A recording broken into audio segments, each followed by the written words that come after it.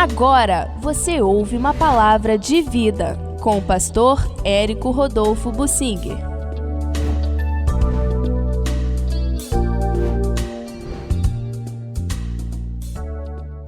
O que é que levou o rei Saul a ver em Davi seu maior inimigo? Ele estava bitolado, visando, olhando firmemente para aquilo, era quase que um psicopata, e enfim, há muitas definições sobre a personalidade do rei Saul, mas a Bíblia é muito clara, ele tinha um demônio nele. Quando ele foi escolhido como rei, ele recebeu o Espírito de Deus, veio sobre ele, ele profetizou, virou até provérbio. O quê? Saul profetizando no meio dos profetas, as pessoas até riam, mas era verdade. Deus não deixou o Saul desamparado, deu o Espírito Santo que o Saul teve para poder ajudar a discernir. Mas porque ele seguiu um caminho totalmente errado, egoísta, carnal, engrandecendo o seu eu, em algum momento o Espírito de Deus saiu de Saul e depois Deus escolheu Davi, jovem ainda, para trazer o Espírito sobre ele. Durante grande parte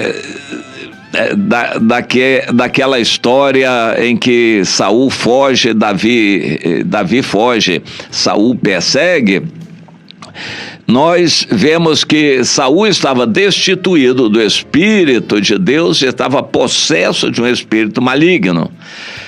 E Davi estava com o Espírito de Deus. Nós conseguimos discernir na igreja quem é o crente que está cheio do Espírito e aquele que está vazio do Espírito e até sendo usado por Satanás. Deus nos dá esse entendimento espiritual, não é muito difícil a gente verificar isto. É que não podemos julgar as pessoas. Alguém está sendo usado pelo inimigo, nós sabemos, mas e daí? Nós fazemos o quê?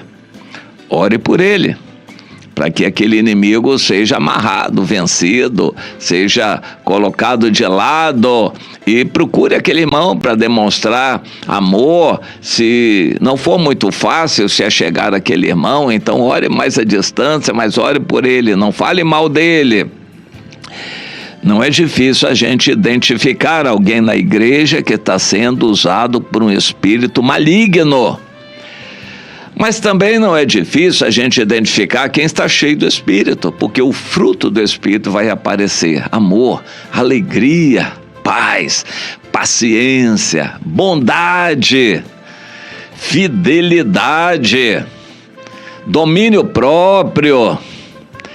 A pessoa cheia do Espírito, não dá para esconder, a gente reconhece.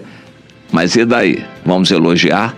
Criar um pedestal para essa pessoa, porque ele é muito espiritual, vamos elogiá-lo, vamos engrandecê-lo, fazer propaganda dele? Não, também não.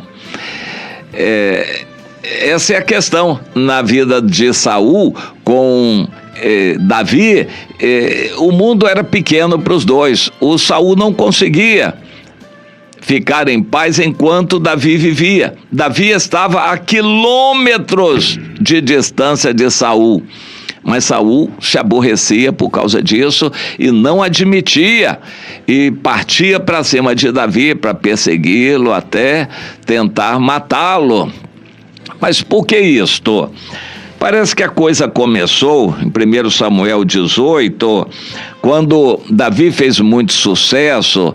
Não sabemos da ingenuidade dele, novo ainda, digamos, aos cerca de 18 anos ele já era comandante de tropas.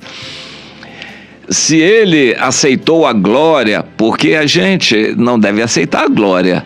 E Jesus disse: como vocês podem crer, vocês que aceitam glória? uns dos outros, não procura a glória que vem de Deus. Quando nós fazemos sucesso, a gente não deve fazer propaganda do sucesso, a gente não deve se engrandecer, nem aceitar elogios e glórias. Nós devemos, quando percebemos isso, sair de fininho, para a gente não receber a glória. É assim que a gente deve proceder. Mas Davi era novo, muito novo, na idade, talvez uns 18 anos, e fazendo sucesso para todo lado, ele não percebeu o perigo que isso estaria causando. Até que, vindo de uma batalha, Saul voltou com todo o seu exército e Davi também voltou. Aparentemente, foram missões diferentes, e Saul, estou lendo aqui em 1 Samuel 18, versículo 6.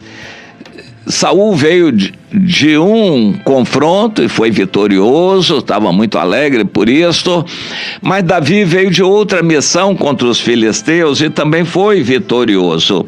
Porém, quando chegaram, entraram na cidade, as mulheres de todas as cidades de Israel saíram ao encontro do rei Saul, cantando e dançando com júbilo e muita música. As mulheres cantavam, se alegravam e diziam: aqui está o problema. O povo aclamava a Saul e a Davi, porém a Davi muito mais. Saul feriu milhares, mas Davi feriu 10 milhares, e começaram a elogiar Davi. A gente não pode governar a cabeça das mulheres. As mulheres viam Davi bonito, vistoso, a descrição que a Bíblia faz de Davi é que ele era uma pessoa de bom aspecto. O Saul também, o Saul era alto, porém o Davi era forte, era mais jovem. As mulheres então gostaram mais de Davi e elogiaram mais a Davi. Pronto, isso foi o estopim. O combustível já estava ali para começar aquele problema. Então, o Saul se indignou muito, pois essas palavras lhe desagradaram em extremo. Naquela ocasião, Saul já tinha perdido o Espírito de Deus, que tinha ido para Davi. Ambos entrando, talvez montados em cavalos ali, na cidade, liderando o exército, e as mulheres cantaram elogiando muito mais a Davi. E o Saul, talvez já movido por aquele espírito maligno, pensou: elas deram 10 milhares para Davi, a mim somente milhares. Que lhe falta, senão o reino? Ou seja, Davi é um concorrente meu. Ele é do mesmo partido, mas ele pode tomar o meu lugar. Na política acontece isso. Você já viu aí desavenças entre aliados na política, quando um vê que o outro quer tomar o lugar dele e já começa a querer puxar o tapete do outro, a derrubar o outro. Na política isso acontece. E daquele dia em diante, Saul não via mais Davi com bons olhos. No dia seguinte também, um espírito maligno da parte de Deus se apossou de Saul, que teve uma crise de raiva e aí procurou já matar Davi com a lança, mas Davi já estava um pouco precavido e se livrou, e dali por diante a história continuou. Por muitos anos Saul perseguiu a Davi, Davi teve que ficar fugindo. Saul ainda tentou segurar Davi para lhe armar uma arapuca, uma armadilha, e matar a Davi, dando a filha Merabe por esposa. Depois ele entendeu que isso não era o melhor e a Merabe foi dada a outro. Saul procurava indispor Davi com os outros. Por fim, a Mical quis Davi, e o Saul ficou ainda tentando usar a Mical para derrubar o Davi. Bom, o resto da vida de Saul foi vivido procurando matar a Davi, eliminar a Davi. Mas por que razão? Saul não era Deus para matar Davi, para julgar Davi. Davi era um aliado, nunca foi inimigo de Saul, mas na cabeça de Saul era assim.